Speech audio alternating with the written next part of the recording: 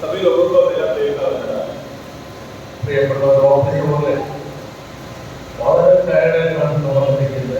जैसा भाई लोगों ने याद दिलाया, मैं बहुत ही थका हुआ वक्त में मैं आया हूँ। वयनाड का प्रदेश में थोड़ा गुरु का सेवा करना था। वो सवेरे सुबह चालू किया था, लेकिन रात को 8:30 बजे तक बन रहा।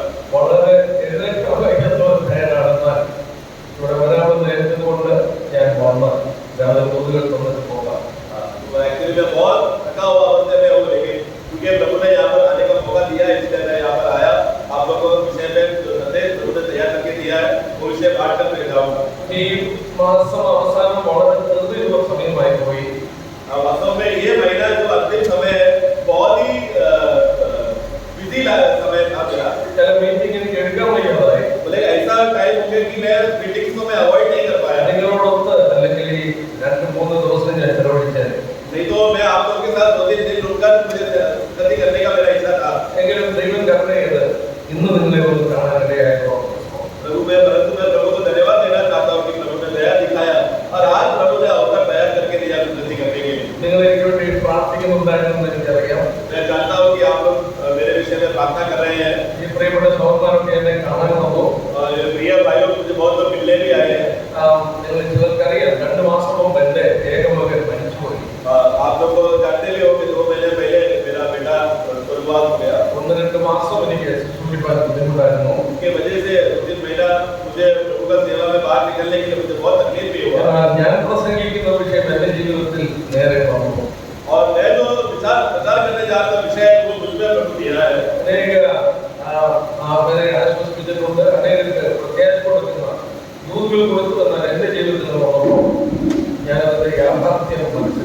तो मैं भी बहुत ही इस तरह प्रोत्साहन करने वाला संदेश और आशा से भरा हुआ संदेश लोगों को मैं चाहता था, बांटना था। परंतु एक ऐसा परिस्थिति मृत्यु का अवधि जब मेरे घर में हुआ तो उसका असलियत क्या है तभी मैं समझा।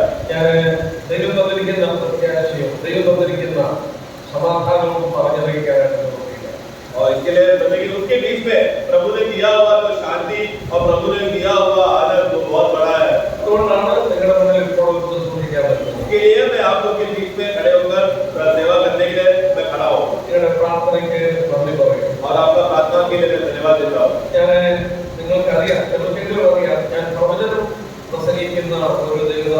आप लोग बहुत लोग जानते भी है मेरे विषय में, मैं भविष्यवाणी के विषय में मैं संदेश देता हूँ। जहाँ पर भी मैं जाता हूँ स्थिति से मैं इसी भविष्यवाणी के विषय का संदेश ही मैं लेता हूँ। और बहुत दुनिया के अलग अलग जगहों पर से मुझे न्योता मिला है इस तरह संदेश बांटने का। और संदेश के द्वारा बहुत लोगों का उद्धार का अनुभव भी आया है।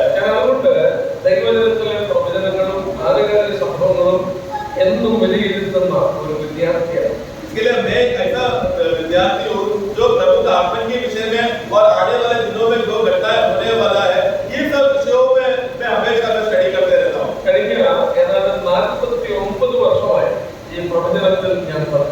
मैं लगभग 49 साल से मैं ये भविष्यवाणी का इस विषय में मैं शुरुआत हुआ मेरा।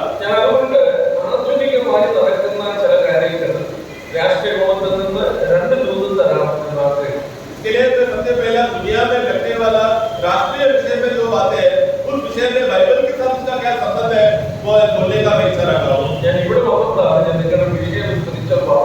परंतु इधर आने के बाद मुझे मालूम पड़ा कि आप लोगों का विषय जो है आत्मिक युद्ध के बारे में है करके। तो उसके हिसाब से मैं संदेश देता था।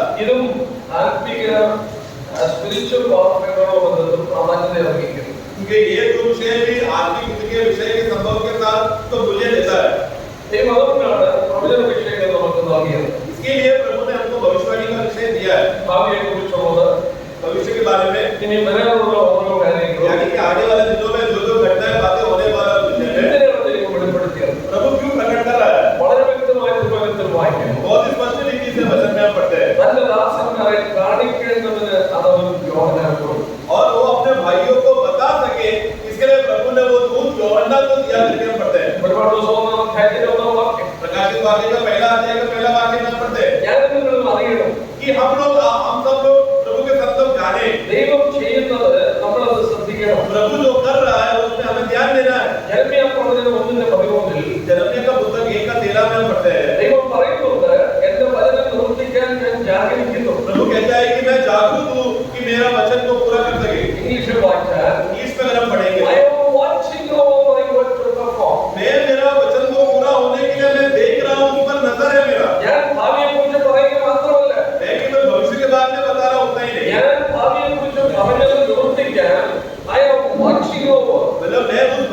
बारे में होने वाला बातें पूरा होने के लिए भी मैं उस पर नजर रख रहा हूँ। ലോകത്തിന്റെ സകല സംഭവങ്ങളെയും ദൈവം വീക്ഷിച്ച് നിയന്ത്രിച്ചുകൊണ്ടിരിക്കുന്നു. क्योंकि दुनिया का सभी प्रकार के घटनाओं को बातों को प्रभु का नजर उस पे और प्रभु का अधिकार उसके ऊपर है। ദൈവം നമ്മോട് പറഞ്ഞു, परमेश्वर हमसे कहता है, നമ്മുടെ കർത്താവ് ആവർത്തിച്ച് പറഞ്ഞു, हमारे प्रभु ने भी कहा watch, देखना, watch and pray. उसको ध्यान में रखना, देखना और प्रार्थना करना। I am watching, मैं देख रहा हूँ, you watch and pray. तुम भी देखना और प्रार्थना करना। ഞാൻ ചെയ്യുന്നത് നിങ്ങൾ നോക്കി നിങ്ങൾ പ്രാർത്ഥിക്കണം. जैसा मैं कर रहा हूँ वैसा तुम लोग देखकर प्रार्थना करो। ആത്മീക പ്രവർത്തനം അല്ലെങ്കിൽ സ്പിരിച്വൽ വാർത്തകളും ആവശ്യമായ ഒരു കാര്യമാണ്.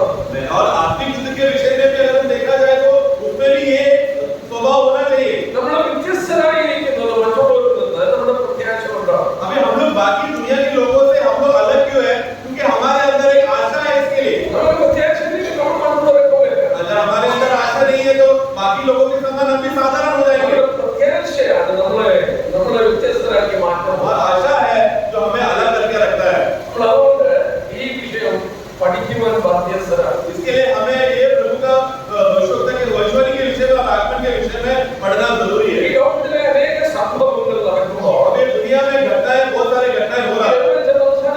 ये जब जाकर कहाँ खत्म होगा? ഒരു വർഷത്തിനുള്ളിൽ യുക്രൈൻ റഷ്യ യുദ്ധം നടക്കും. एक साल से ऊपर हो गया यूक्रेन और रशिया का युद्ध चल रहा है। എത്ര പേര് എന്നെ വിളിച്ചു ചോദിക്കുന്നു, कितने लोगों ने मुझे फोन करके बोला ഇത് ലോകയുദ്ധത്തിൽ അവസാനിക്കുമോ, क्या ये वर्ल्ड वॉर में बन जाएगा? क्या ഇതിൽ ന്യൂക്ലിയർ യുദ്ധമായിരിക്കുമോ, क्या अभी ये परमाणु न्यूक्लियर युद्ध होगा? क्या ഒരു വിധത്തിൽ ഇത് ലോകയുദ്ധമായി കഴിയും. एक तरीके से अगर देखा जाए तो मतलब जो जो कंट्री इसमें पार्टिसिपेट किया है हर हिसाब से हम बोल सकते हैं कि ये एक वर्ल्ड वॉर बन रहा है करके। കാരണം ഈ രണ്ട് രാജ്യങ്ങൾ തമ്മിൽ തുടങ്ങിയ യുദ്ധം क्योंकि ये तो सबसे पहला दो नगर से शुरू हुआ അതിന് ലോകത്തിലുള്ള എല്ലാ രാജ്യങ്ങളെയും ബാധിച്ചു. और अभी उसका इफेक्ट क्या है?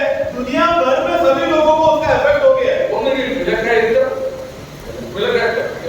ഇൻഫ്ലേഷൻ, हाँ, एक है इन्फ्लेशन मतलब भाव बढ़ना അല്ലെങ്കിൽ അതിന്റെ പരിണിതഫലങ്ങൾ और उसका परिणाम ये हुआ है ലോകം മുഴുവൻ ഇൻഫ്ലേഷൻ ഉണ്ടായിരിക്കുക. पूरा दुनिया में महंगाई बढ़ गया है। അതിന്റെ പ്രധാന കാരണം ഈ യുദ്ധമാണ്. उसका कारण क्या है? महंगाई बढ़ने का कारण क्या है?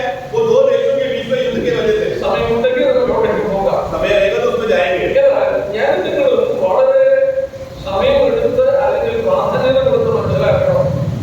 परंतु हम लोगों को अभी हम सबको साथ में मिलकर मूल्य देने वाला बात यह है, ഈ യുദ്ധം ये जो युद्ध हो रहा है ദൈവവചനത്തിലെ പല പ്രവചനങ്ങളുടെ പൂർത്തീകരണത്തിലേക്ക് വരികയാണ്. ये युद्ध का परिणाम ऐसा हो रहा है कि बाइबल में लिखा हुआ जो भी भविष्यवाणी के बारे में जो लिखा हुआ था उसका बहुत से बातों का पूर्तिकरण ये युद्ध परिणाम देगा। ഞാൻ അതിന് ചില കാര്യങ്ങൾ എടുക്കാൻ പോവുകയാണ്. उसमें से कुछ बात देना चाहता हूँ। വളരെ ദീർഘമായ ഒരു പഠനമാണ്. ये बहुत लंबा स्टडी है എന്നാൽ നിങ്ങൾക്ക് അതിന്റെ ഒരു ഔട്ട്ലൈൻ ഞാൻ തരും. परंतु मैं कई बार उसका एक आउटलाइन ही मैं दूंगा। ഞാനിത് എടുക്കുന്നത് എസെക്കിയേൽ പ്രവചനത്തിൽ. मैं जो विषय अभी ले रहा हूँ एसेकिएल के पुस्तक से ले रहा हूँ। ഞാൻ കുറച്ചുകൂടെ ഇൻട്രഡക്ഷൻ പറഞ്ഞത് എനിക്ക് എടുക്കുന്നില്ല. എസെക്കിയേൽ പ്രവചനം एसेकिएल का पुस्तक നിങ്ങൾക്ക് ഞാനിവിടെ കൊണ്ട് ഇന്ന് നിങ്ങളോടൊത്ത് ഭക്ഷണം കൂടെ കഴിച്ചേ പോവുകയുള്ളൂ. मैं आज आप लोग के बीच में ही रहूंगा, खाना खा के नहीं जाऊंगा। നിങ്ങൾക്ക് സംശയമുള്ളത് എന്തെങ്കിലും ചോദിച്ചു. उसके लिए समय में आप लोगों को जो भी संदेह रहेगा प्लीज आप लोग पूछ लेना। ഞാൻ 5 അധ്യായങ്ങളിൽ നൽകും. 5 अध्याय को मैं लूंगा। നിങ്ങളെ നോട്ട്സുകൾ എഴുതുന്നത് ഞാൻ പറയാം. എസെക്കിയേൽ 35, एसेकिएल 35, 36, 36, 37, 37, 38, 38 39 और 39। ഈ 5 അധ്യായങ്ങളിലൂടെ ये 5 अध्यायों से ഈ അവസാന കാലത്ത് സംഭവിക്കേണ്ടത് നമ്മൾ വിലയിരുത്താൻ പോവുകയാണ്. अभी अंत समय में क्या-क्या बातें होने वाला है उस विषय को मध्यस्थ रखते हुए बात को देखते हुए हम देखेंगे। ഞാൻ പ്രാരംഭമായി പ്രവചനം എന്താണ് പറഞ്ഞതെന്ന് പറഞ്ഞോട്ടെ. तो शुरुआत में ये भविष्यवाणी के विषय में क्या है मैं थोड़ा इंट्रोडक्शन बताना चाहता हूँ। നമുക്കറിയാം എസെക്കിയേൽ ഒരു പ്രവാചകനായി 22 വർഷം ശുശ്രൂഷിച്ചു. एसेकिएल जो है भविष्यवक्ता बनकर 22 साल उसने सेवा किया। ഏതാണ്ട് BC 593 തുടങ്ങി लगभग BC 593 साल से BC 571 और 573 तक 71 तक അങ്ങനെ 22 വർഷം പ്രവാചകനായി ശുശ്രൂഷിച്ച ഒരു വ്യക്തിയാണ്. 22 साल वो भविष्यवक्ता बनकर उसने सेवा किया। എന്നാൽ BC 597 परंतु BC 597 में അദ്ദേഹത്തെ ഒരു അടിമയായി പിടിച്ചുകൊണ്ട് ബാബേലിൽ പോയി. उनको वो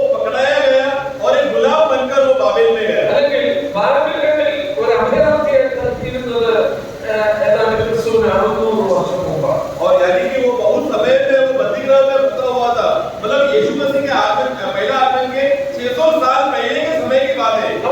അപ്രോക്സിമേറ്റ്ലി 2600 വർഷം മുമ്പ് പറഞ്ഞ പ്രവചനങ്ങളാണ്. मतलब अगर कैलेंडर के हिसाब से देखा जाए तो आज से अगर देखा जाए तो कम से कम 2600 साल पहले लिखा हुआ भविष्यवाणियां हैं। तो आप लोग ध्यान देना, 2600 വർഷം മുമ്പ് लगभग 2600 साल पहले സ്വർഗ്ഗത്തിലെ ദൈവം ജ്ഞാനത്തിലും ജീവിക്കുന്ന സമയങ്ങളിലെ വിഷയങ്ങൾ പറയുകയാണ്. मतलब स्वर्गीय परमेश्वर आज जो भूमि की घटनाओं के बारे में उस समय में प्रभु ने बताया। എങ്ങനെ പറയാൻ കഴിയും? कैसा हो सकता है ये? എങ്ങനെ രാഷ്ട്രങ്ങളുടെ പേര് പറയും? इस तरह दुनिया में एक एक राष्ट्रों का नाम लिया, ഈ രാഷ്ട്രങ്ങളൊന്നുമില്ല. क्योंकि ये सब राष्ट्र उन दिनों में नहीं था। 2600 വർഷം മുമ്പ് റഷ്യയുടെ കൂടെ മാർച്ച് ചെയ്തിരുന്ന രാജ്യങ്ങൾ വരും. 2600 साल पहले रशिया के विषय में ये और उनके आसपास के जगहों के विषय में ये सब प्रभु कैसा होता है? അമേരിക്കയുടെ ബ്രിട്ടന്റെ കൂടെ ഇസ്രായേൽ രാജ്യങ്ങൾ, अमेरिका और ब्रिटेन उनसे जुड़ा हुआ अलग अलग राज्य ये राज्य है करके बताया। കാലഘട്ടം അന്ത്യത്തിലെത്തുമ്പോൾ ഇസ്ലാം രാജ്യങ്ങൾ രണ്ടായി തിരിയും. दुनिया के अंत समय में आने समय में इस्लाम जो देश है वो दो विभाग में बढ़ जाएगा। അന്ന് ഇസ്ലാമുമില്ല, उन दिनों में इस्लाम भी नहीं ഈ रहेगा പറഞ്ഞ രാജ്യങ്ങളുമില്ല. और उन दिनों में प्रभु जब बात करते समय में इस्लाम भी नहीं है और आज के दुनिया के राष्ट्र में ऐसा कुछ भी नहीं है। പക്ഷെ ദൈവം പറഞ്ഞ നമ്മൾ വായിക്കുന്നു യഹോവ എന്ന വാക്ക് നിങ്ങൾ അപ്പോൾ ഞാൻ യഹോവ എന്ന് അറിയും എന്ന് 77 പ്രാവശ്യം എസെക്കിയേൽ का पुस्तक में अगर हम ध्यान से पढ़ेंगे तो कम से कम 77 बार ऐसा लिखा है, इस रीति से तुम जानोगे कि मैं यहोवा हूँ। ये शब्द 77 बार लिखा है। ഞാൻ ഒന്നൊരു ഭാഗം എടുക്കാം. एक तो भाग में लेता हूँ फटाक से, 77 പ്രാവശ്യം റിപ്പീറ്റ് ചെയ്തൊരു ഫ്രേസ് ആണ്. मतलब वो लगभग 77 बार ये शब्द ये वाक्य बोला गया है। എസെക്കിയേൽ പുസ്തകം വായിച്ച് एजेकिएल का पुस्तक 5वां अध्याय है, 2-3 അതിന്റെ 13ാമത്തെ വാക്യം. उसका 13वां वाक्य है। അങ്ങനെ എന്റെ കോപത്തിന് നിവൃത്തി വരും, ഞാൻ അവരോട് എന്റെ ക്രോധത്തിന് തൃപ്തനാകും, എന്റെ ക്രോധം അവരുടെ നിവൃത്തിയാകും. യഹോവയെ ഞാൻ എന്റെ തിരുസനത്തെ അരുളിച്ചെയ്തെന്ന് അവർ അറിയും. യഹോവയെ ഞാനാണ് അരുളിച്ചെയ്തതെന്ന് നിങ്ങൾ അറിയും. उस समय में मैं यहोवा हूँ करके तुम जानोगे। 6-ാം അധ്യായം 7वां अध्याय 7-ാം വാക്യം. 7वां वाक्य, നിഹതന്മാർ നിങ്ങളുടെ നടുവിൽ വീഴും, ഞാൻ യഹോവയെന്ന് നിങ്ങൾ അറിയും. देखा साथ में भी हम पढ़ते हैं कि मैं यहोवा हूँ तुम जानोगे। അതിന്റെ 10ാമത്തെ വാക്യം നോക്കി, 10वां वाक्य में ഞാൻ യഹോവയെന്ന് അവർ അറിയും. मैं यहोवा हूँ करके वो लोग जानेंगे। 14ാം വാക്യം നോക്കി, 14वां वाक्य, ഞാൻ അവരുടെ കൈ നീട്ടി അവരുടെ സകല വാസസ്ഥലങ്ങളിലും ദേശത്തെ ദിബ്ലാ മരുഭൂമിയൊക്കെ അധികം നിർജ്ജന ശൂന്യമാണ്. അപ്പോൾ യഹോവയെന്ന് അവർ അറിയും. तो 14 का आखिरी भाग में लिखा है, तब वे जानेंगे कि मैं यहोवा हूँ। Then you shall know that I am the Lord. तब वो जानोगे कि मैं यहोवा हूँ। 77 പ്രാവശ്യം എസെക്കിയേൽ എന്ന് പറയുന്നു. इस विषय में 77 बार एजेकिएल भविष्यवक्ता कहता है, यही शब्द 77 टाइम्स लिखा है। എപ്പോഴറിയുമെന്ന് പറഞ്ഞ് कब जानेंगे? ദൈവം സംഭവിക്കുന്നതിന് മുമ്പ് അത് പറയുകയാണ്. मतलब एक घटना घटने से पहले ही प्रभु ये बात बोल रहा है। അത് സംഭവിച്ചു കഴിയുമ്പോൾ ये घटना हो जाने के बाद you will know that I am the Lord. तब तुम जानोगे कि मैं ही यहोवा परमेश्वर हूँ। യഹോവ എന്ന വാക്കിന്റെ അർത്ഥം എന്താണ്? यहोवा का मतलब क्या है? നിത്യനായ ദൈവം, നിത്യനായ ദൈവമുള്ളത്. सनातन स्थिर रहने वाला परमेश्वर। ദൈവത്തിന് പല പേരുകളുണ്ട്. परमेश्वर को बहुत नाम है, അതിൽ ഒരു പേരാണ് യഹോവ. उसमें से एक नाम है यहोवा। മാർട്ടിൻ ലൂഥർ ജർമ്മൻ ഭാഷയിൽ വിവർത്തനം ചെയ്തപ്പോൾ जब मार्टिन लूथर ने उस नाम का वर्णन जर्मनी में जब कहा, അദ്ദേഹം ഇങ്ങനെയാണ് ഭാഷാന്തരം ചെയ്തത്, ദീർഘനിർവാണം. मतलब उन्होंने उस जर्मन भाषा में जो परिभाषा करते समय में अनंत काल का परमेश्वर, എന്ന് പറഞ്ഞാൽ അവന് സമയമോ കാലമോ ഇല്ല. मतलब उनके लिए समय नहीं है, उनके लिए दिन 30 अगस्त महीना समय नहीं है। എനിക്ക് നിങ്ങൾക്കും സമയത്തിന്റെ പരിധിയുണ്ട്. हम लोगों को समय का समान बातें हैं। എനിക്ക് ഇന്നലെ നടന്നത് പറയാം, मैं कल का बातें बोलता हूँ, ഇന്നുള്ളത് പറയാം, आज जो होएगा वो बोलूंगा। നാളെ അറിയില്ല. कल का बात मैं नहीं जानता, God is eternal. परंतु परमेश्वर सनातन से है, സമയത്തിന് അതീതനാണ്. उनको समय से वो बाहर है। അവനൊന്നും മറവ്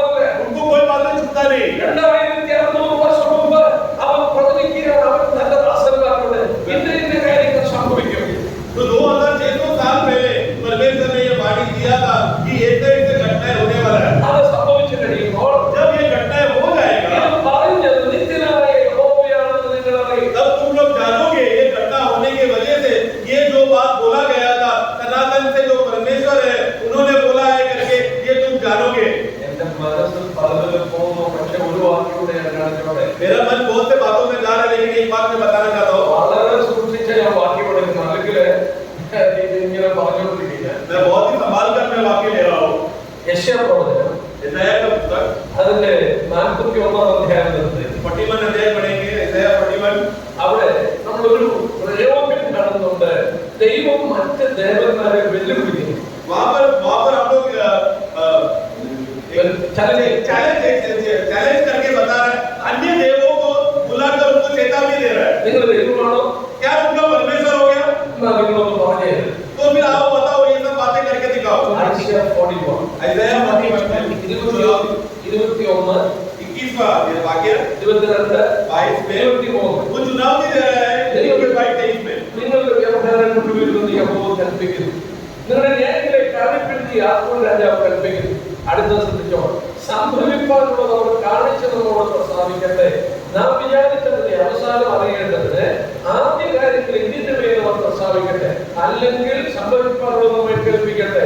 നിങ്ങൾ ദേവന്മാരെന്ന് ഞങ്ങൾ അറിയേണ്ടത് മേലാൽ വരുവാനുള്ള പ്രസ്താവിക്കട്ടെ. 23 വാക്യം നോക്കിയേ. 23 हिंदी का पढ़ना।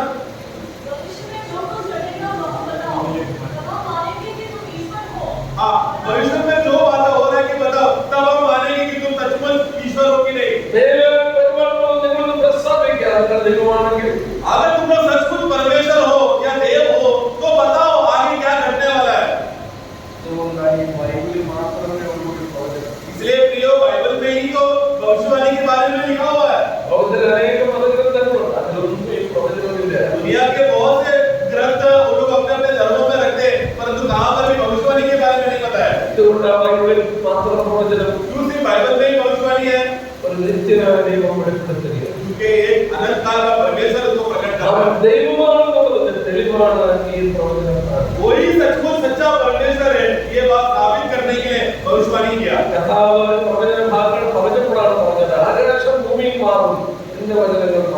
वो भविष्यवाणी के विषय में बोलते समय में कहता है कि आकाश और पृथ्वी भी हट जाएगा, परंतु मेरा वचन कभी नहीं हटेगा, स्थिर रहेगा। वापस एजेकिएल के पुस्तक में आएंगे। ഈ 35, 36, 37, 38 ഈ 4-5 അധ്യായങ്ങൾ ആധുനിക ലോക സംഭവങ്ങളാണ് പറയുന്നത്. वहाँ 35 से लेकर 38-39 अध्याय तक प्रत्येक समय में आज का मॉडर्न वर्ल्ड में क्या-क्या बातों का विषय में लिखा गया है। ഒന്നാമത് ഞാനൊരു കാര്യം ഇപ്പോൾ പറയാം. एक बात मैं बताता हूँ। ഈ 5 അധ്യായങ്ങളിൽ ഒരു വിഷയം പ്രോമിനന്റ് ആയിട്ടുണ്ട്. ये 5 अध्याय में एक मुद्दा खास रीति से पकड़ के बताया है। അത് മാത്രം മനസ്സിലാക്കിയാൽ നിങ്ങൾക്ക് ഇത് പത്രത്തിലെ വാർത്തകൾ ജീവനുള്ളതാണ്. अगर कोई बात को अगर आप समझ जाएंगे तो आप लोगों ने जो न्यूज़पेपर में पढ़ा हुआ समाचार ही असली में आपको लगेगा। ഉദാഹരണമായിട്ട് 35 അധ്യായം ആരെക്കുറിച്ചാണ് പറയുന്നത്? उदाहरण के विषय में हम लोग तो बाइबल में लिखे हैं 19वां वाक्य में, രണ്ടാം വാക്യത്തിൽ उसका दूसरा वाक्य है സെയീർ പർവ്വതത്തോട് പറയാം. सेईर पर्वत से मैं कहता हूँ, सेईर पर्वत से। ആരെ ഈ സെയീർ പർവ്വതത്തിൽ വസിക്കുന്നത്? सेईर पर्वत पे कौन बसा हुआ है? സെയീർ പർവ്വതം എന്ന് പറയുന്നത് ജോർഡൻ എന്ന് പറയുന്നത് ഇസ്രായേലിന്റെ തൊട്ട് കിടക്കുന്ന ജോർഡൻ, അതിന്റെ താഴെ സദർൻ മോസ്റ്റ് പാർട്ടിൽ ഉള്ളതാണ്. सेईर पर्वत मतलब इस्राएल के जॉर्डन पर्वत के और का उसके बाजू में रहने वाले पर्वत का ഈ ഭാഗമാണ് ഈഡോം. मतलब वो निचले भाग है, उधर है ये एरिया। നമ്മള് ഇന്ന് ഇസ്രായേലിൽ പോയാൽ ഇവിടെ കാണാൻ പോകുന്നത് പെട്ര എന്ന് പറയുന്ന സ്ഥലമൊക്കെ കാണാം. तो वहाँ पर आज अगर आप लोग स्थानों पर जाएगा तो वहाँ पर पेट्रा नाम का जगह दिखेगा। ഇതാർക്ക് കൊടുത്ത ഈ സ്ഥലം? ये सब जगह किसको दिया था? വായിക്കണ്ട. ड्यूटोनॉमी ആവർത്തനം 2-ന്റെ ആദ്യത്തെ 5 വാക്യം. ड्यूटोनॉमी का पुस्तक दूसरा अध्याय पहला पाठ पढ़ेंगे तो वहाँ पर हम देखते हैं ദൈവം എന്ന് പറയുന്നു അത് സെയീർ പർവ്വതം യേശാവിന്റെ മക്കൾക്കുണ്ട്. परमेश्वर वहाँ पर लिखा है कि ये जो जगह है यशायाह के बच्चों को दिया है। ആരാണ്? वो कौन है? യാക്കോബിന്റെ ഇരട്ട സഹോദരൻ. याकूब के भाई लोग। മറ്റു വിധത്തിൽ പറഞ്ഞാൽ അറബ് നേഷൻസ്. मतलब कौन है? अरबिया के लोग। ഈ യേശാവിന്റെ പർവ്വതം അറബികളോട് പറയുകയാണ്. अरबियों से कहता है, നമുക്ക് സമയം ഉണ്ടെങ്കിൽ അവിടെ എടുക്കാം. समय लेकर तब लेंगे। അവര് വാദിക്കുന്നത് എന്താ? उधर हम क्या पढ़ते हैं? 12 വാക്യം നോക്കി. 12 वाक्य में ഇസ്രായേൽ പർവ്വതങ്ങൾ ശൂന്യമായിരുന്നു, അവ ഞങ്ങൾക്കിരയായി നൽകപ്പെട്ടു.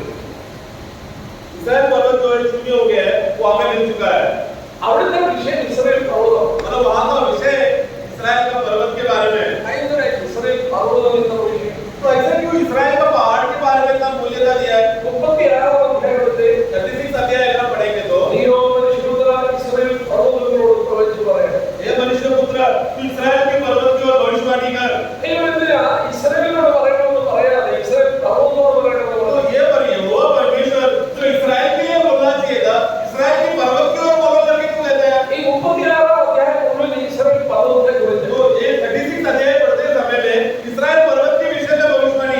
37 अध्याയം 37 अध्याय में ഇസ്രായേലിനെ മടക്കിക്കൊണ്ടിരുന്നതാണ്. इस्राएल को वापस लेकर आ रहा है। ഇസ്രായേലിനെ മടക്കിക്കൊണ്ടിരുന്നപ്പോൾ इस्राएल को जब वापस लेकर आने के बाद അവരെ ഇസ്രായേൽ പർവ്വതങ്ങളിൽ കൊണ്ടുവരും.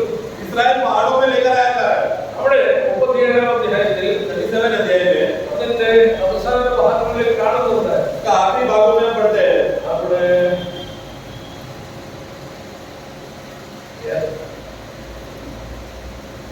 അതിന്റെ 31 വാക്യത്തിന്റെ അവസാനം 37 और 37 का 22 में हम पढ़ते हैं। ഞാനവരെ ദേശത്ത് ഇസ്രായേൽ പർവ്വതങ്ങളിൽ തന്നെ मैं उनको उनके नगर में इस्राएल पर्वत पे लेकर आऊंगा। ഇസ്രായേൽ മക്കളെ ഇസ്രായേൽ പർവ്വതത്തിൽ കൊണ്ടുവരും. इस्राएल बच्चों को इस्राएल के पर्वतों में लेकर आएंगे। ഇനി 38 39 अभी 38 39 38 39 റഷ്യയോട് കൂടെ ഒരു കൂട്ടം രാജ്യങ്ങൾ ഇസ്രായേലിനെ ആക്രമിക്കുന്നതാണ്. 38 और 39 अध्याय में इस्राएल रशिया और रशिया के पड़ोस के जो नगर मिलकर इस्राएल के ऊपर आक्रमण करने के विषय में लिखा है। അവർ എവിടെയാണ് ആക്രമണം നടത്തുന്നത്? और कहां पर आक्रमण करेंगे? 38 അധ്യായം 38 अध्याय में അതിന്റെ 8 വാക്യം 8वां वाक्य ഏറിയനാൾ കഴിഞ്ഞിട്ട് നീ സന്ദർശിക്കപ്പെടും, വാളിൽ ഒഴിഞ്ഞു പോകുന്നതും പലജാതിയിൽ ശേഖരിക്കപ്പെട്ടതുമായ ഒരു രാജ്യത്ത് നീ ഒടുക്കമെന്ന് ചേരും. നിരന്തര ശൂന്യമായി കിടന്ന ഇസ്രായേൽ പർവ്വതങ്ങളിൽ തന്നെ ദൈവം പറയാ ആ പർവ്വതത്തിൽ തന്നെ നിന്നെ കൊണ്ടുവരും. मतलब क्या होगा? काफी समय के बाद वहां पर आऊंगा और मैं मिलूंगा उस देश के नगरों को मैं तलवारों से नगर को काटूंगा और उसके बाद उन लोग सबको इस्राएल पर्वत में मैं उनको इकट्ठा करूंगा। 39 അധ്യായം 39 अध्याय 2 വാക്യം നോക്കി. दूसरा वाक्य നിന്നെ ഞാൻ വഴിതെറ്റി ചാകുമെന്ന് നിന്നെ വടക്കേണ്ടത് പ്രവചിച്ച് ഇസ്രായേൽ പർവ്വതങ്ങളിൽ വരും. अब मैं वहां पर मैं तुमको रास्ता बदला कर तुम लोगों को वापस मैं इस्राएल पर्वत के खिलाफ लेकर आऊंगा।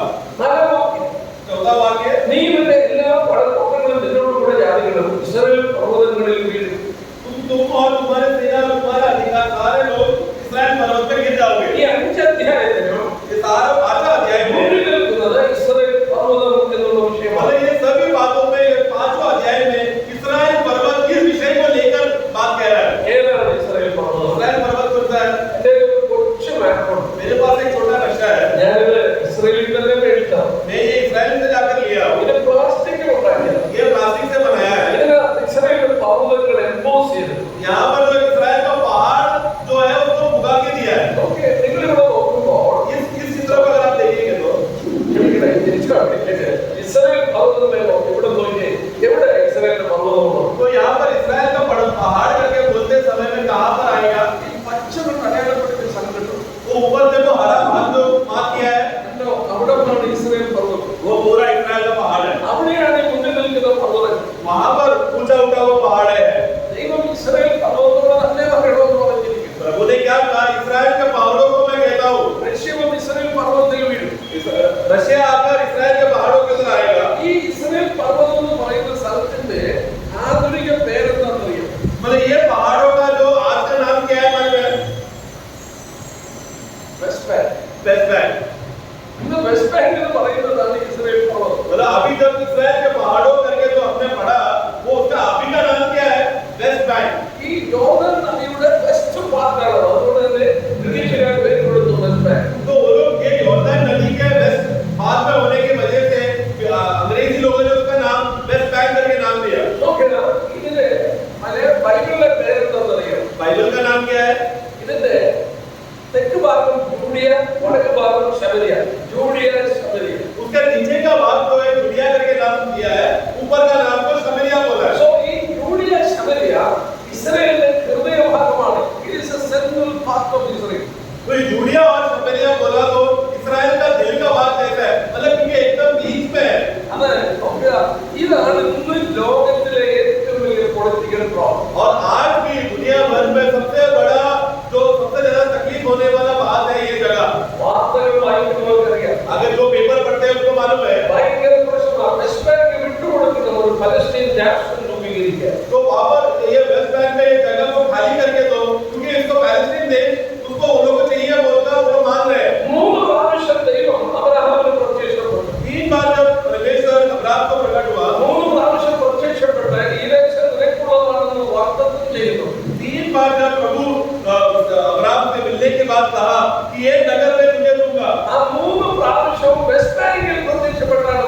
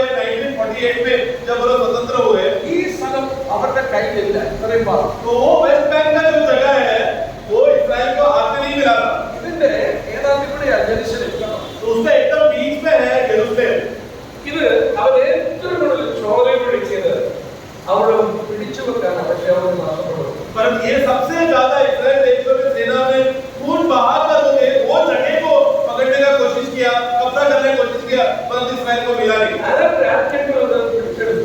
अरब राज्यों ने उसको पकड़ के रखा, ജോർഡന്റെ കയ്യിലായിരുന്നു. जॉर्डन के हाथ में हो गया। എന്നാൽ 5 യുദ്ധങ്ങൾ നടന്നു ഇസ്രായേലും അറബികളും. परंतु इस्राइल स्वतंत्र होने के बाद 5 बार इस्राइल और अरब देश के साथ 5 बार युद्ध हुआ। അതിൽ മൂന്നാമത് നടന്ന യുദ്ധമാണ് 67 1967. उसमें से तीसरा युद्ध है जो 1967 में हुआ ആ था। യുദ്ധം അറിയപ്പെടുന്നത് 6 ദിവസത്തെ യുദ്ധം. वो दिन का वो युद्ध का खासियत क्या है? वो 6 दिन वो युद्ध हुआ। അന്ന് അവർ പിടിച്ചെടുത്തതാണ് ഈ വെസ്റ്റ് ബാങ്ക്. उस दिन उन लोगों ने, इस्राएली लोगों ने कब्जा किया वेस्ट बैंक को। അന്ന് അവർ പിടിച്ചെടുത്തതാണ് ഇവിടെ ഗോളൻ ഹൈറ്റ്സ്. उस समय में गोलन हाइट्स नाम के जगहों को पकड़ा। അന്ന് അവർ പിടിച്ചെടുത്തതാണ് ഇവിടെ കാണുന്ന ഗാസാ സ്ട്രിപ്പ്. उन दिनों में उन्होंने गाजा स्ट्रिप को पकड़ा। അവർ പിടിച്ചെടുത്തു ആ 3 സ്ഥലം. उन्होंने ये 3 जगहों को इस्राएल ने पकड़ा। ഗാസാ സ്ട്രിപ്പ് വിട്ടുകൊടുത്തു. वो गाजा स्ट्रिप वापस दे दिया, ഇത് വിട്ടുകൊടുത്തിട്ടില്ല. ऊपर का जगह को नहीं दिया। ഞാനിവിടെ പോയിട്ടുണ്ട്. मैं वो जगह पे गया हूँ, ഇവിടെ വിട്ടുകൊടുത്തിട്ടില്ല. वो जगह बीच का भाग भी नहीं दिया। എന്നാൽ ഇവിടെ പാർക്കുന്നത് മെജോറിറ്റി പലസ്തീൻസ്. परंतु उस नगर में जो अभी हम देख रहे हैं, उसमें ज्यादा भी करके फलस्तीन लोग ही रह रहे हैं। ഇനി ബൈബിളിൽ ഏദോമിൽ എന്ന് പറഞ്ഞ് കാണുന്ന പ്രവചനം अभी बाइबल में एदोम के बारे में भविष्यवाणी किया है। ജോർഡാനിന്റെ ഈ ഭാഗത്താണ്. वो जॉर्डन के तीसरे भाग में है। അവിടെയാണ് താമസിക്കുന്നത്. उधर कौन रह रहा है? അവിടുത്തെ ഏതാണ്ട് 85% ആളുകൾ പലസ്തീൻകാരാണ്. वहाँ पर 55% लोग, 85% लोग अरेबिया के अपना फलस्तीन के लोग हैं। എന്ന് പറഞ്ഞാൽ ആ പ്രവചനങ്ങൾ ശ്രദ്ധിച്ചാൽ ഇവർ ആരാണെന്നും അവരെന്താ പ്രശ്നം ഉണ്ടാക്കാൻ പോകുന്നതെന്ന് നമുക്കറിയാം. मतलब ये सब भविष्यवाणी के ये वाक्य को पढ़ेंगे तो हमको मालूम पड़ेगा वो युद्ध करने वाला, इस्राएल देश को तकलीफ देने वाला कौन से नगर के लोग हैं। ഇങ്ങനെയൊരു സ്ഥലം അന്ത്യകാലത്തിൽ ഏറ്റവും വലിയ പ്രശ്നമാകുന്നത് 2600 വർഷം മുമ്പ് ദൈവം मतलब देखो ये सब जगहें आज के समय में बहुत बड़ा तकलीफ होने वाला है। पूरी दुनिया का न्यूज का सेंटर का विषय यही रहेगा करके 2600 साल पहले ही भविष्यवाणी किया गया था। നമ്മുടെ മുന്നിൽ ഇന്നത് പ്രശ്നമാണ്. और आज के हम पेपर में यही जगह को हम लोग समाचार में देख रहे हैं। ഉൾപ്രവണത്താൽ സഭ മാറ്റപ്പെട്ട ശേഷം जब कलीसिया जब उठा लिया जाएगा, ആ 3 വർഷം കഴിയുമ്പോൾ 3.5 साल के बाद, എന്ന് പറഞ്ഞാൽ മഹോപദ്രവത്തിന്റെ മധ്യഭാഗത്തിൽ यानी कि महाक्लेश के बीच में, ഈ പ്രവചനം നടക്കും. तब ये भविष्यवाणी पूरा होना चाहिए। റഷ്യയും റഷ്യയോടുള്ള രാജ്യങ്ങൾ ഇസ്രായേലിനെ ആക്രമിക്കും. तब क्या करेंगे? रशिया और रशिया के साथ बहुत से नगर मिलकर वो लोग इस्राएल के ऊपर आक्रमण करेंगे। പ്രവചനം പരിചയമില്ലാത്തവരെ സൂക്ഷിച്ചു നോക്കുന്നുണ്ട്. റഷ്യയാണെന്ന് എങ്ങനെ അറിയാം? तो कुछ लोग ऐसा सोचते रहेंगे जिसने भविष्यवाणी के बारे में ज्यादा स्टडी नहीं किया, वो लोग सोचेंगे ये इस्राएल कैसा होता है, रशिया कैसे हो सकता है। റഷ്യയാണെന്ന് മനസ്സിലാക്കാൻ ഞാൻ എളുപ്പം പറയാം. ये रशिया है करके साबित करने के मैं आसान भाषा में बताता हूँ। 2 പ്രധാന പഠനം. 2 बच्चे स्टडी है। ഒന്ന് ഈ പേരുകൾ വെച്ചുള്ള പഠനം. एक है नाम का विषय में स्टडी। ഈ 38 ആദ്യഭാഗത്ത് ജോൺ, മോശെക്, റൂബേൽ എന്നിവരുടെ ബഹുവായ എന്ന് വിളിക്കുമ്പോൾ ആ ഓരോ പേരും വേദപുസ്തകത്തിൽ കാണാം. तो अगर यहाँ पर 38 अध्याय में पढ़ते समय में लोग रूबेल ऐसे एक नगर का नाम बोलते समय में ये सब बाइबल में हम देखते हैं। റോഷ് എന്ന് പറഞ്ഞാൽ അറബി ഭാഷയിൽ റോഷ് എന്ന് പറഞ്ഞാൽ അത് ചെയ്യുന്നത് रोज करके अरबी भाषा में अगर रोज को परिभाषा करेगा तो वो परिभाषा अंग्रेजी में रशिया करके आता है। ഇതെല്ലാം റഷ്യയുടെ പ്രദേശമാണ്. और ये उसके आजू बाजू के नगर सब रशिया के बाजू के लोग हैं। നിങ്ങൾ ഉൽപ്പത്തി 10 എടുത്താൽ വായിക്കാൻ എടുക്കുന്നത് उत्पत्ति 10वां अध्याय में अगर आप लेंगे तो ആ അധ്യായത്തിന്റെ പേര് ടേബിൾ ഓഫ് നേഷൻസ് ആണ്. രാഷ്ട്രങ്ങളുടെ പട്ടിക. वो वहां पर एक टेबल ऑफ नेशन मतलब जातियों का एक मेज करके हम पढ़ते हैं। ആ രാഷ്ട്രങ്ങളുടെ പട്ടികയിൽ റോഷ് എന്നുള്ള വാക്കുകൾ ചെല്ലുമ്പോൾ तो उस चित्र में अगर पढ़ते जाएंगे तो रोज नगर को छोड़कर बाकी सब वहां पर है। അതായത് നോഹിക്ക് 3 മക്കളാണ്. नोहा को 3 बच्चे थे, ശേം, ഹാം, യാഫത്ത്. सेम, हाम और जाफेत। അവരുടെ മക്കളും കൊച്ചുമക്കളുടെ പേര് എഴുതിയിട്ടുണ്ട്. उनका बच्चे और उनके बाकी आगे के वंश के बच्चों का नाम लिखा है। അവർ എങ്ങോട്ട് കയറി പാർത്തു. वो लोग कहां पर जाके रुका, ആ സ്ഥലത്തിന് പിന്നീട് ആ പേരിൽ അറിയപ്പെട്ടു. फिर वो जहां पर वो लोग जाके रुका वो रुकने के बाद वो जगह का उनका नाम हो गया। വളരെ ഒരു പഠനമാണ്. बहुत ही अच्छा ध्यान करने का विषय है वो। അതിപ്പോ നമുക്ക് എടുക്കാൻ പറ്റുന്നില്ല. अभी तो समय नहीं है। എന്നാൽ വേറെ ഒരു പഠനം ഞാൻ കാണിച്ചു. दूसरा एक बात मैं बताना चाहता हूँ। നമുക്ക് ആ ബൈബിൾ ശ്രദ്ധിക്കുമ്പോൾ बाइबल में अगर हम ध्यान देंगे तो ഭൂമിയുടെ ഗോളമാണ്. भूमि जो है गोला है, എന്നാൽ ദൈവത്തിന്റെ മുമ്പിൽ ഇതിനൊരു സെൻട്രൽ പോയിന്റ് ഉണ്ട്. परंतु परमेश्वर के नजर में ये गोले को एक बीच का एक भाग है। ഏതാണെന്നറിയാമോ? वो क्या है? बोलता है നോക്കി ഈ 38 തന്നെ എടുത്തു. 38 अध्याय अगर हम लेंगे तो അതിന്റെ ഇസ്രായേലിനെ കുറിച്ച് പറയുകയാണ്. പറയുമ്പോൾ 11ാം വാക്യത്തിന്റെ അവസാന ഭാഗം നോക്കി 38 का 11 का आखिरी भाग में ഭൂമിയുടെ മധ്യേ വസിച്ച് ഇരിക്കുന്നവര് അങ്ങനെ 11ന്റെ അവസാനം 11 का 20 में 38 11 पढ़ना ഭൂമിയുടെ മധ്യേ കേട്ടോ ഭൂമിയുടെ മധ്യയാണ് ആയിരിക്കുന്നത് ഇസ്രായേൽ वो लोग भूमि के बीच में रहने वाले नगर है करके है എസെക്കിയേൽ 5:5 वो एसेकिएल 5 का 5 में भी है ഇനി കർത്താവ് 1000 വാഴ്ചയിൽ ഭൂമിയിൽ വരുമ്പോൾ उसका 12 वाक्य में उसके बाद प्रभु जब 1000 साल में आएगा യെശയ്യാവ് 19 यशायाह 19 24 അന്ന് ഇസ്രായേൽ ഭൂമിയുടെ മധ്യഭാഗമായിരിക്കും उस समय में भी इस्राएल दुनिया का बीच का नगर रहेगा करके कहा है ദൈവം ആ ഭൂമി അവർക്ക് കൊടുത്തത് क्योंकि प्रभु ने वो जगह को इस्राएल को दिया है ഞാൻ നിന്നെ കാണിപ്പാടിക്ക് ദേശത്തേക്ക് പോകാൻ പറഞ്ഞു मैं तुमको जो नगर दिखाया था उस नगर की ओर तुम जाओ അബ്രഹാം യാത്രയിൽ അവിടെ വന്നപ്പോഴാണ് പറഞ്ഞത് ഈ ദേശം നിനക്ക് നിന്റെ സന്തതിക്കുള്ളതാണ് अब्राहम को जब उस नगर पर आते समय में परमेश्वर कहते हैं ये नगर तेरे लिए और तेरे संतानों के लिए है എത്ര നാളത്തേക്കാ कितने सालों के लिए നിത്യ ഉടമ്പടി वो एक सनातन अनंत काल का एक वाचा था ഇന്ന് വാദമോലാഹം നടക്കുകയാണ് ഇസ്രായേൽ വന്നത് കവർന്നെടുത്തതാണ് आज समाचार में दूसरे सब क्या बोल रहे हैं सब लोग देखो इस्राएल ने आकर जगह को हड़प लिया जगह को कब्जा किया करके ऐसा न्यूज़ में बता रहे हैं ഉൽപ്പത്തി പുസ്തകത്തിന്റെ ഒരു മിനിറ്റ് बस ये पढ़ेंगे तो ഇന്നത്തെ ഏറ്റവും വലിയ കോൺട്രവേഴ്സി ആയതുകൊണ്ട് ഞാൻ എടുക്കുകയാണ് ये दुनिया में सबसे बड़ा ये विषय चल रहा है कंट्रोवर्सी कि वो जमीन किसका है इस्राएल का है कि पैलेस्टीन का है करके चल रहा है അബ്രഹാം ഇസ്രായേലിൽ ആയിരുന്നപ്പോൾ जब अब्राहम इस्राएल देश में था നമുക്ക് 14ാം അധ്യായത്തിലെ സംഭവം അറിയാം ലോകത്തിനെയും അവരുടെ വീട്ടുകാരെയും എല്ലാം അവിടെയുള്ള രാജാക്കന്മാരെ യുദ്ധം ചെയ്ത് പിടിച്ചോണ്ട് 14 अध्याय में हम जानते हैं वहां पर अब्राहम ने युद्ध करके लोथ और उसके परिवार को छुड़ाया करके അബ്രഹാം തന്റെ വീട്ടിലുള്ള 400 അഭ്യാസികളെ കൊണ്ട് അവരെ മുഴുവൻ മോചിപ്പിച്ചു और अब्राहम ने अपने घर से 400 तैयार किया वो सेना को लेकर गया और राजाओं के साथ झगड़ा करके लड़ के वापस आया ആ ഭാഗം വായിച്ചാൽ അറിയാം वो भाग पढ़ने के बाद मालूम पड़ेगा അബ്രഹാം പേടിച്ചിരിക്കുക ഇനിയും വരുമോ अब्राहम डर रहा था कि क्या वो लोग वापस आएंगे क्या 15ാം അധ്യായത്തിന്റെ ആദ്യ വാക്യത്തിൽ 15 में पढ़ते हैं ദൈവം അവർക്ക് പ്രത്യക്ഷപ്പെട്ടിട്ട് പറഞ്ഞു നീ ഭയപ്പെടണ്ട परमेश्वर प्रकट होकर कहते हैं तू डर मत ഞാനാണ് നിന്റെ പരിചയ നിന്റെ പ്രതിഫലം मैं ही तेरा ढाल हूं और मैं ही तेरा निराल हूं ദൈവത്തെ കണ്ടപ്പോൾ അബ്രഹാമിന് അതല്ലേ ചോദിക്കാനുള്ളത് परमेश्वर को मिलने के बाद अब्राहम को सवाल मन में वो नहीं था കർത്താവേ എനിക്ക് എത്തുന്നത് लेकिन प्रभु ये सब तो ठीक है आप मुझे देंगे क्या എന്റെ അവകാശി എന്റെ വീട്ടിൽ വളർന്ന ഈ ദാസൻ ചന്ദ്രശേഖരനായ ഏലിയാസാണ് क्योंकि मेरे घर में अभी मेरे बाद मेरा घर तो जो आगे का वंश बढ़ने वाला कोई भी नहीं है मेरा गुलाम जो एलेज़र है कोई उसी को सब कुछ मिलने वाला है ദൈവം പറഞ്ഞു അല്ല प्रभु कहता है नहीं നിന്റെ കടിപ്രദേശത്ത് നിന്ന് ജനിക്കുന്ന ഒരു കുഞ്ഞിന്റെ നിന്റെ അവകാശിയാണ് परंतु तुझसे एक वंश आएगा वही तेरा घर का असली मालिक रहेगा करके प्रभु कहता है അവർ പറഞ്ഞു ഞാൻ ഇതെങ്ങനെ അറിയും तब उसने पूछा हे प्रभु ये मैं कैसे जानूंगा എങ്ങനെ ദൈവം മറുപടി പറഞ്ഞു प्रभु ने जवाब कैसे दिया നിങ്ങൾ ആ 9ാം വാക്യം എടുത്ത് വായിക്കാം बाकी 9 अगर पढ़ेंगे तो 5 കൂട്ടം യാഗവസ്തുക്കൾ എടുത്തു പറയാം 5 प्रकार का बलि प्रकार देने का पशुओं को लाने के लिए कहा അതിനെ രണ്ടായി കീറാൻ പറഞ്ഞു उसको दोनों को बीच से काटने के लिए कहा അബ്രഹാമിനെ പിളർന്നു തിരിഞ്ഞിരിക്കുക अब्राहम ने वो वेदी में उसको काट कर रखा നമ്മൾ വായിക്കുന്നുണ്ട് अब्राहम पढ़ते हैं ആ 11ാം വാക്യത്തിലെ റാഞ്ചൽ പക്ഷികൾ ഇറങ്ങി വന്നു അബ്രഹാമിനെ ഓടിച്ചു വിട്ടു और 11वां वाक्य में हम देखते हैं कि चील वहां पर आया वो लाश को खाने के लिए अब्राहम ने उन पक्षियों को भगा दिया 12ാം വാക്യം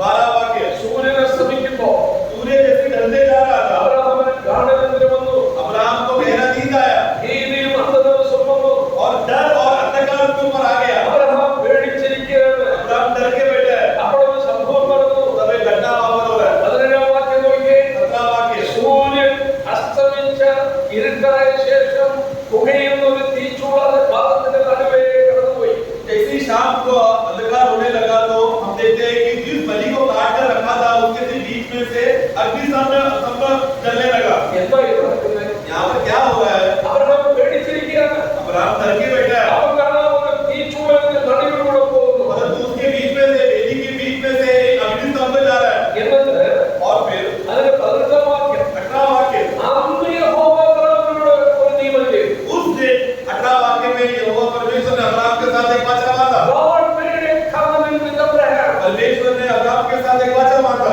എന്തായി കാണിക്കുന്നത്? क्या दिखाता है? നിങ്ങൾ പിന്നെ വായിച്ചാൽ മതി. യെരമ്യാ 34 यिर्मयाह 34 बाद में पढ़ लेना। അതിന്റെ 16 തൊട്ട് 20 വായിച്ചാൽ तो 16 से 20 पढ़ेंगे तो കാളക്കുട്ടികളെ രണ്ടായി പിളർന്നു വെച്ച് അതിന്റെ നടുവിലൂടെ കടന്നെന്നോട് നിയമം ചെയ്തവരെ वहां पर एक बैल को वध करके उसके बीच में काटा हुआ, वहां पर प्रभु कहता है वध किया हुआ इसके द्वारा वाचा बांधने वाले मेरे प्रिय लोगों। ഇസ്രായേലിന്റെ മധ്യത്തിലെ ഉടമ്പടിക്ക് പറയുന്ന പേരാണ് രക്ത ഉടമ്പടി. इस्राएल के साथ इस रीति से वाचा बांधने की वजह से लहू का वाचा करके कहा गया है। ഒരിക്കലും ലംഘിക്കാൻ പാടില്ലാത്ത ഒരു നിയമം. मतलब लहू का वाचा मतलब क्या है? जिसको कभी तोड़ नहीं सकते। കാളക്കുട്ടിയെ രണ്ടായി പിളർന്നു बकरे को उसको बैल को उसको आधा काट के रखेगा ആ നിയമം ചെയ്ത രണ്ടുപേരും കൂടെ കൈപിടിച്ചെന്ന് നടക്കൂടെ നടന്നു. और उसको दो लोग दो भी पार्टी वाचा बांधते हैं, उन्होंने दोनों हाथ पकड़कर उसके बीच में से जाएगा। മനുഷ്യരും പിന്നെ അത് ലംഘിക്കാറൊക്കെയില്ല. मतलब अगर दोनों में से कोई मर भी जाएगा तो भी जिस कारण तुम वाचा बांध रहे हो वो टूटना नहीं चाहिए। ഇവിടെ നടക്കുന്നതാണ്. यहाँ पर देखो वही हुआ, പക്ഷേ അബ്രഹാമിനെ നടത്തിയില്ല. परंतु अब्राहम को चलाया नहीं, അവൻ പേടിച്ചിരിക്കുകയാണ്. वो डर के बैठा है। നീ അവിടെ ഇരുന്നോ. प्रभु कहता है तू बैठ जा। ദൈവം അനിച്ചതിന്റെ നടുക്കൂടെ പോയിട്ട് परमेश्वर स्वयं ही अग्निस्तंभ बनकर चला। ദൈവം ഒരു ഉടമ്പടിയാണ്. परमेश्वर ने एक वाचा बांधा। ആ ഉടമ്പടി ഈ സ്ഥലത്തോളം ബന്ധത്തില് वो वाचा ये जगह के संबंध में है। 18 വാക്യം നോക്കി. 18 वाक्य उत्पत्ति में। അന്ന് യഹോവ അബ്രഹാമിനോട് നിയമം ചെയ്തു. ഈമയുടെ കവർ. उस दिन यहोवा परमेश्वर ने अब्राहम के साथ एक वाचा बांधा। ദൈവം അതിനെ പറയുകയാണ്. प्रभु उसका सीमा रेखा बता रहा है। മിസ്രൈം നദി തുടങ്ങി ഫ്രാത്ത് നദി വരെ. इस्राएल का नदी से लेकर फ्रात नदी तक ഒരു മാപ്പ് എടുത്ത് നോക്കി. एक नक्शा अगर लेंगे तो ഈജിപ്തിലൂടെ ഒഴുകുന്ന നദി മുതൽ इजिप्ट से बहने वाला नदी से लेकर ഇന്ന് ഈജിപ്തിലൂടെ ഒഴുകുന്ന നദി മുതൽ ഏതാണ്ട് ഇവിടെ തുടങ്ങി ഒഴുകുന്ന നൈൽ നദി മുതൽ इजिप्ट से बहने वाला नदी से लेकर അവിടെ നിന്ന് ഇങ്ങനെ പോയി മണ്ടയ്ക്ക് ഇന്ന് ഇറാഖിലൂടെ ഒഴുകുന്ന ഒരു നദിയുണ്ട് യൂഫ്രട്ടസ്. उसके ऊपर से जाकर बहने वाला फ्रात नदी यूफ्रेटिस नदी है जो ऊपर की ओर बहता है। എന്ന് പറഞ്ഞാൽ ഈജിപ്തിന്റെ ഭാഗം, मतलब यहाँ पर इजिप्ट का भाग, സിറിയയുടെ ഭാഗം, सीरिया का भाग, ജോർഡന്റെ ഭാഗം, जॉर्डन का भाग, ലെബനോന്റെ ഭാഗം, लेबनान का भाग, ഇറാഖിന്റെ ഭാഗം, इराक का भाग, ഇത്രയും ഭാഗം നിന്റെ സന്തതിക്കുള്ളതാണ്. इतना भाग किसका है? 13 पीढ़ी को मिलेगा। ആരാണ് ഇവിടെ? मतलब अब्राहम उसको पीढ़ी को मिले, मतलब इसका मालिक कौन है? ദൈവം ചെയ്തു. अब्राहम रहेगा। मतलब परमेश्वर ने वाचा बांध दिया അത് ലംഘിക്കപ്പെടുകയില്ല. और वो लहू का वाचा है, അത് ലംഘിക്കാൻ സാധ്യമല്ല. उसको तोड़ नहीं सकता। എത്ര കാലത്തെ കൊടുത്തു? कितना समय के लिए दिया? 17 അധ്യായത്തിൽ 17 अध्याय അതിന്റെ 13 8 വാക്യം. ഞാൻ ശാശ്വത അവകാശമായി എത്രയെങ്കിലും കാണും. आपको और ये अनंत काल का वाचा रहेगा। वाक्य 8 पे ये अनंत काल तक तुम लोग किसी में कब्जा करोगे। मैं तुमको एक अनंत काल का अनंत वाचा किस द्वारा दिया हो? ഒരിക്കലും ലംഘിക്കില്ല. मतलब इसको कभी तोड़ोगे नहीं। ഇന്നത്തെ പ്രശ്നമല്ല. आज का तकलीफ क्या है? विषय क्या है? ഇസ്രായേലിൽ ഇല്ല. इस्राएल कभी वहां पर नहीं था, 2000 വർഷം ഇസ്രായേലിൽ ഒരു രാജ്യമില്ല. क्योंकि 2000 साल तक इस्राएल को कोई राष्ट्र नहीं, देश नहीं। അന്ന് ഇങ്ങനെ ഒരു പ്രശ്നമില്ല. अभी ये सब विषय कभी नहीं था। എന്നാൽ ഇന്ന് ഈ പ്രശ്നം ഉടലെടുത്തതിന്റെ കാരണം परंतु आज ये तकलीफ उत्तर आया, उसका कारण क्या है? 48 ഇസ്രായേൽ സ്വതന്ത്രമായപ്പോൾ നമ്മൾ കണ്ട പോലെ വെസ്റ്റ് ബാങ്ക് ഒന്നുമില്ല. तो 48 में जब इस्राएल को स्वतंत्र मिलकर एक राष्ट्र जब उनको मिला तब वेस्ट बैंक नहीं था। ഇതെല്ലാം ഒരു പവന്റെ തിരിച്ചു വെച്ചിട്ട് ये उस तरह का नक्शा में है, इसके आकार में है। ഈ പവന്റെ നടുക്ക് വരും ജെറുസലേം. ये नक्शे के बीच में यरूशलेम आता है। ഇന്നത്തെ ഏറ്റവും വലിയ പൊളിറ്റിക്കൽ പ്രോബ്ലം. सबसे ज्यादा पॉलिटिकल प्रॉब्लम जो दुनिया में है। ഇതിനോട് ഞാൻ മുന്നോട്ട് പോകുന്നതിന് മുമ്പ് പറയട്ടെ, आगे जाते समय मैं कहना चाहता हूँ, ഇസ്രായേലിനെ മടക്കിക്കൊണ്ടുവരുന്ന സമയത്ത് ലോകം മുഴുവൻ ഇവിടെ യുദ്ധത്തിൽ വരും. जब इस्राएल पूर्ण रीति से वापस लौटकर उस केंद्र में आएगा तो दुनिया का पूरा सेना इस्राएल को इकट्ठा करके चारों तरफ को लेगा। ലോകം മുഴുവൻ വരിക. क्या पूरा दुनिया आएगा क्या? എടുത്തോ വായിച്ചോ. पढ़ेंगे യോവേൽ പ്രവചനം योवेल का पुस्तक 3-ാം അധ്യായം 3 अध्याय 1-2 വാക്യങ്ങൾ വായിക്കുക. 1 और 2 എന്താ നടക്കുന്നതെന്ന് പറഞ്ഞിട്ടോ. क्या क्या होगा करके भी लिखा है। യോവേൽ പ്രവചനം योवेल का पुस्तक 3-ാം അധ്യായം. ഒരു മിനിറ്റ്. യോവേൽ പ്രവചനം 3-ാം അവിടെ 3-ാം അധ്യായം അവിടെ വായിക്കുന്നു.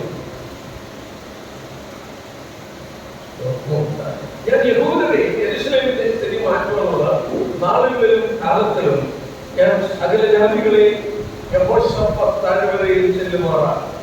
എന്റെ ജനമായ ഇസ്രായേൽ നിമിത്തവും എന്റെ അവകാശമായ ഇസ്രായേൽ നിമിത്തവും ഞാൻ അവരോട് വ്യാപരിക്കും. सारे जातियों को यूदर्मात के दरिया में लेकर आऊंगा.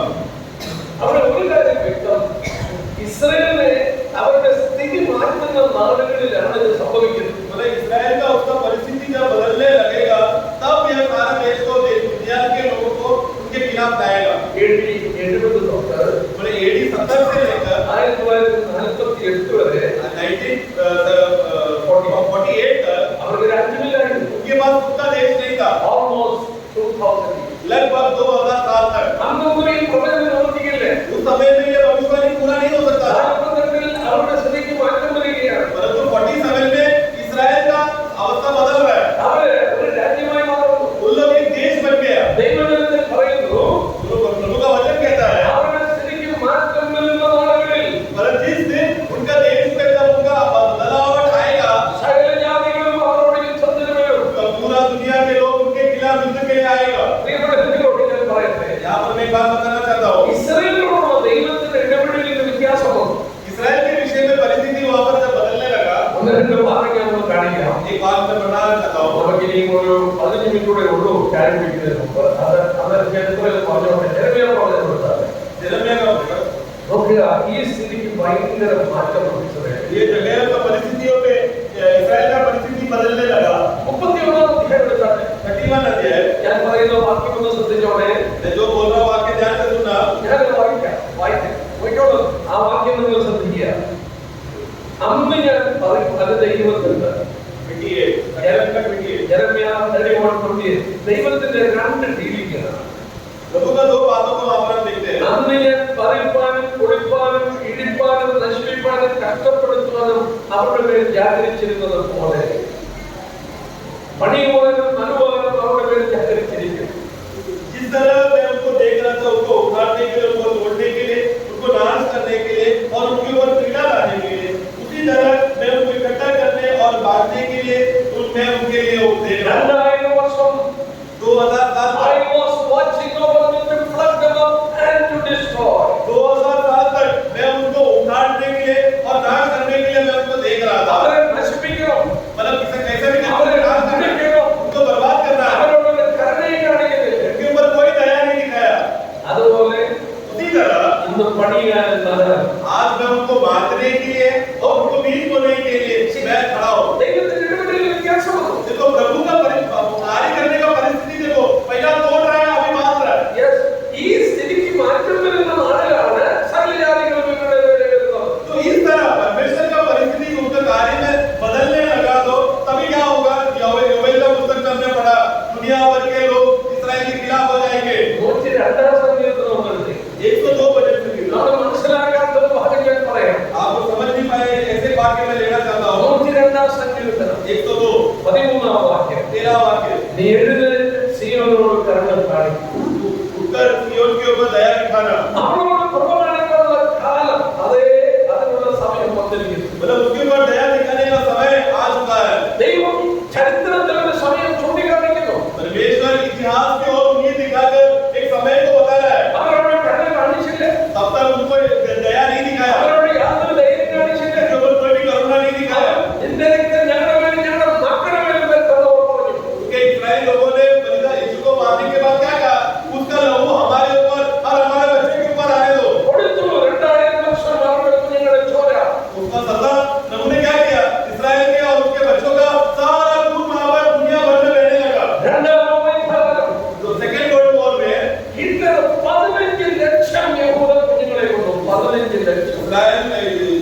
हिटलर ने 15 लाख से भी ज्यादा यहूदी लोगों को मारने लगा. 60 ലക്ഷത്തെ കൊന്നതിൽ 15 ലക്ഷം കുഞ്ഞുങ്ങളായി. तो उसमें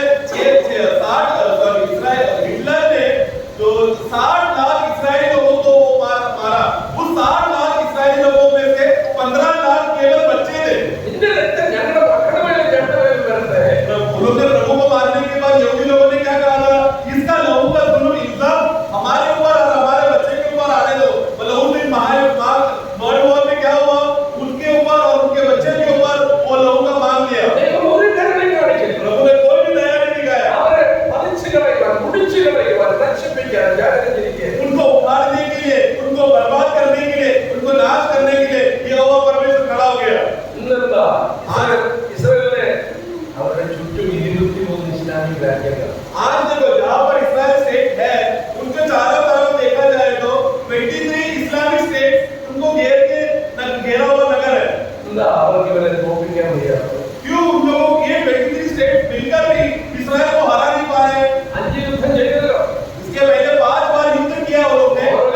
48 से। ഓരോ യുദ്ധം കഴിയുമ്പോൾ അവരുടെ സ്ഥലം കുറച്ച് ഇസ്രായേൽ പിടിക്കുക. जैसा जैसा 5 बार युद्ध किया, वो हर युद्ध में इस्राएल लोग जाकर उनका देश को हड़प कर कब्जा कर रहे हैं। അതിന്റെ പുറകിൽ ദൈവം അവർക്ക് അനുകൂലമായി പോകാം. क्यों? क्योंकि इसके पीछे परमेश्वर उनके साथ है, इसके वजह से। ഇവിടെ നമ്മൾ കടന്നു വരാം. यहाँ पर हम वापस आते हैं। അങ്ങനെ ഒരു മാറ്റത്തിന്റെ കാലമാണ് ഈ 102 സങ്കീർത്തനത്തിൽ കാണുന്നത്. 102 भजन संहिता में प्रभु में बदलावट, इस्राएल देश में बदलावट आने का एक समय आ गया है। നീ കൃപ കാണിക്കാനുള്ള കാലം, मतलब एक ऐसा समय है जहाँ पर प्रभु दया दिखाएगा। അതിനുള്ള സമയം ऐसा समय है, ये വന്നിരിക്കുന്നു. समय आ चुका है। അത് വന്നാൽ അടുത്തത് എന്താ സംഭവിക്കുക? ऐसा अगर हो गया तो क्या होगा? 14 വാക്യം നോക്കി. 14 वाक्य में हम पढ़ते हैं, നിന്റെ ദാസന്മാർക്ക് അവരുടെ കല്ലുകളോട് താല്പര്യം, അവരുടെ ഭൂമിയോട് അനുഗ്രഹവും.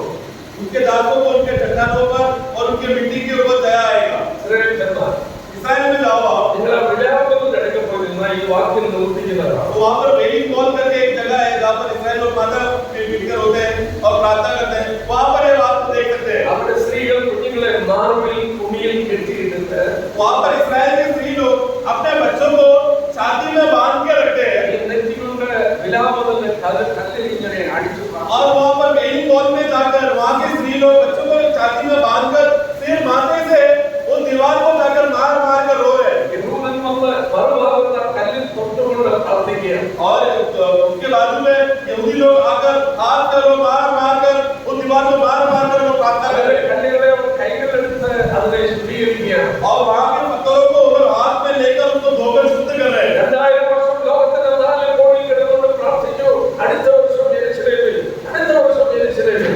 2000 साल तक इस्राएल जिस बंदीगृह में फंसे हुए थे, वो बंदीगृह में रुककर वो लोग प्रार्थना कर रहे, रो रहे, अगले साल हम जाएंगे, अपने नगर में जाएंगे, अगले साल जाएंगे। ऐसा हर साल वो लोग प्रार्थना करते थे। few days back, ഒരു 4 ദിവസം മുമ്പ് ഇവിടെ കൊച്ചിയിൽ ഒരു യഹൂദ യുവാവ് 4-5 दिन पहले की बात है, यहाँ पर एक कोची में 2 यहूदियों का शादी यहाँ पर कोची में हुआ। അവിടുന്ന് അതിന്റെ റാബി വന്നത് ഇസ്രായേലിൽ നിന്ന് വന്നത്. उसका जो रबी यानी जो शादी करवाने वाला इस्राएल से आया, പക്ഷേ ആ വാർത്ത വായിച്ചപ്പോൾ നിങ്ങൾ ശ്രദ്ധിച്ചോ? परंतु वो न्यूज़ पढ़ा तो आपने ध्यान ആ दिया क्या? മനുഷ്യൻ മണവാളന്റെ കാലിന്റെ അടിയിൽ ഒരു ഗ്ലാസ് ഉണ്ടായി. Glass, yes. वो लड़के का जो दूल्हा है, उसके पैर में घुटने के ऊपर एक ग्लास शीशा रखा था। ഞാൻ നിന്റെ ഭാര്യയെ എടുക്കുന്നു ഒന്നേൽ ഒരു കാൽ കൊണ്ട് പൊട്ടി. वो हमने पैर के नीचे वो एक ग्लास को रखा। जब वो अपने वधू को और देखकर वो कहती है, आज कहता है कि आज से तू मेरा पति है, पत्नी है बोलकर वो पैर से वो ग्लास को तोड़ता है। എന്തിനാണ് ഗ്ലാസ് പൊട്ടിക്കുന്നത്? क्यों ऐसे ग्लास को पैर मारकर तोड़ा? 2000 വർഷം പ്രവാസത്തിൽ കിടന്നപ്പോ 2000 साल जब वो लोग बंदीगृह में थे, അവരുടെ വിവാഹത്തിന്റെ അനർഘ മുഹൂർത്തത്തിൽ वो लोग का विवाह का जो मुहूर्त के लिए യെരൂശലേമിന്റെ തകർച്ച ഓർക്കുകയാണ്. वो लोग इस्राएल को इस रीति से टूटना पड़ा, इस्राएल डेसोलेट हो गया करके वो लोग याद कर रहे हैं। ഈ അടുത്ത ദിവസത്തെ പത്രത്തിലൂടെ ആ വിവാഹത്തിന് ഗ്ലാസ് പൊട്ടിക്കുന്നത്. मतलब ये 4 दिन पहले शादी हुआ, उस शादी में भी वो न्यूज़ में आया, दूल्हा ने पैर से ग्लास को तोड़ा करके। അവരുടെ പിതാക്കന്മാർ പ്രവാസികളായി മരിക്കുമ്പോൾ जब ये लोग का पिता लोग जब बंदीगृह में थे, लोग भटक गए और वो लोग उधर ही देहात हो गए। ഇസ്രായേലിൽ അല്പം മണ്ണ് തലയുടെ അടിയിൽ വെച്ചാണ് അവരെ അടക്കുന്നത്. वो लोग तो क्या करते थे, जिधर लोग इस्राएल के बाहर जाकर मर गए तो उन लोग उधर ही गाड़ना पड़ता था, अलग अलग देशों में गाड़ना पड़ता था। गाड़ते समय में क्या करते थे, इस्राएल से लोग मिट्टी लाते थे, वो मिट्टी को शव के सर के पीछे रखकर वो मिट्टी के साथ उनको गाड़ देते थे। അവരെല്ലാ വർഷവും പ്രാർത്ഥിക്കും, അടുത്ത വർഷം യെരൂശലേം. वो लोग सब लोग इस्राएल लोग प्रार्थना करते थे, अगले साल हम इस्राएल में जाएंगे, अगले साल हम इस्राएल को मिलेगा। 48 ഈ പ്രവചനം നിവർത്തിച്ച് അവരവിടെ വന്നു. 48 अध्याय में जब पढ़ते समय में ये भविष्यवाणी जो पूरा हुआ आप देखते हैं, നീ അവരോട് കൃപ കാണിക്കാനുള്ള കാലം, तो ये तेरे ऊपर अभी अनुग्रह दिखाने का समय है, അതിനുള്ള കാലം വന്നു. उसका जो समय आ चुका है। ഇത് കഴിയുമ്പോൾ उसका समय के बाद 15 വാക്യം നിങ്ങൾ ഹിന്ദിയിലൊന്ന് വായിക്കുക, എനിക്ക് അത് ഹിന്ദിയിൽ അറിയത്തില്ല. उसका 15 वाक्य 102 का 15 में पढ़ते समय में മലയാളത്തിൽ ഞാൻ വായിക്കാം. യഹോവ സീയോനെ പണിയിൽ തന്നെ മഹത്വപ്പെടുത്തി. 15 पढ़ना।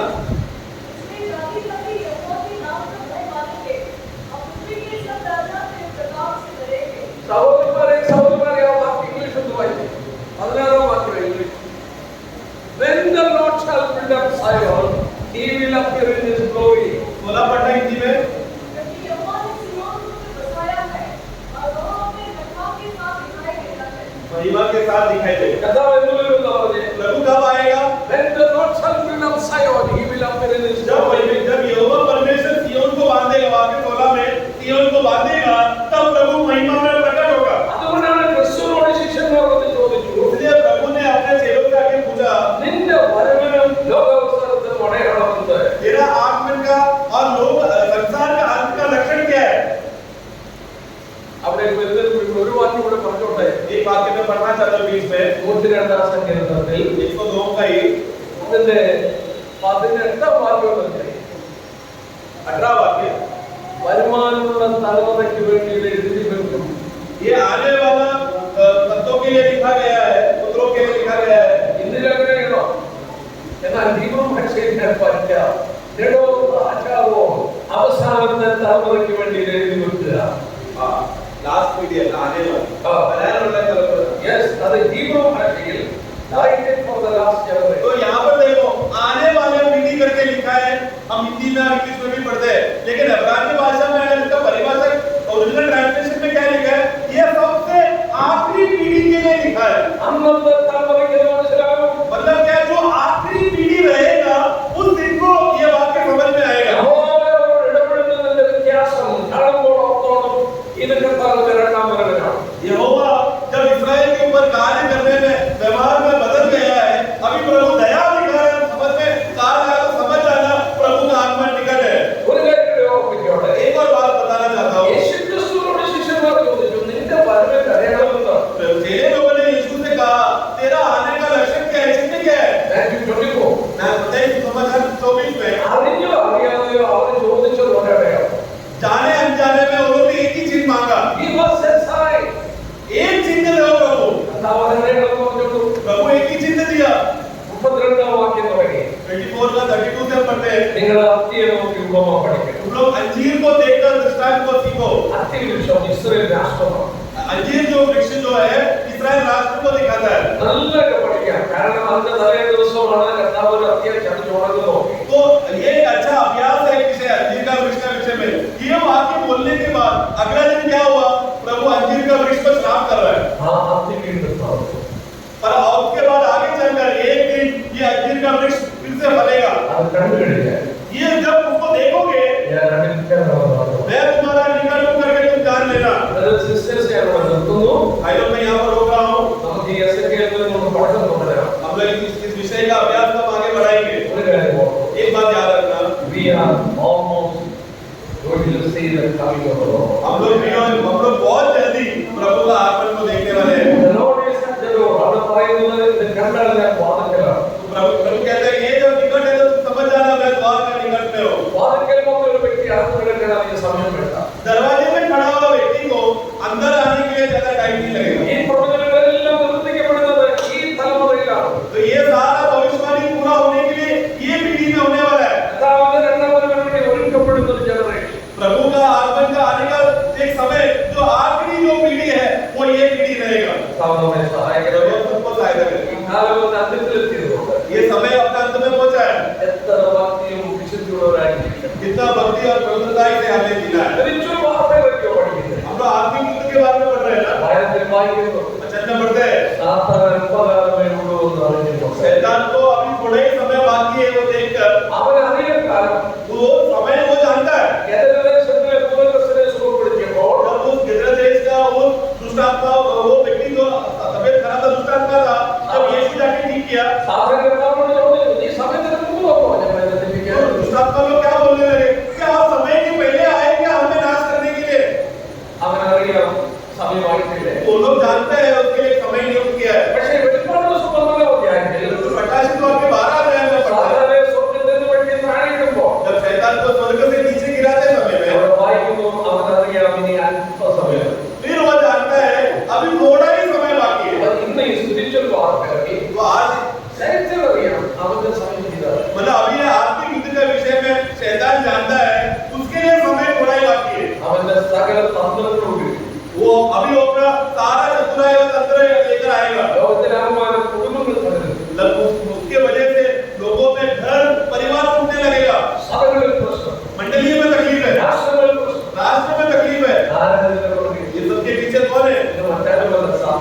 ये सब और कोई नहीं, शैतान ही है। കാരണം കാലം തന്നിലെത്തിയപ്പോ क्योंकि जब दुनिया उस अंत में पहुंच चुका है, ആത്മിക പോരാട്ടത്തിന്റെ ക്ലൈമാക്സ് ये आत्मिक युद्ध उस अंतिम समय में पहुंच चुका है। ദൈവം നമ്മളെ സഹായിക്കും. तो हम सबको सहायता करें। അവരുടെ വലിയ നാമം प्रभु का बड़ा नाम का महिमा हो।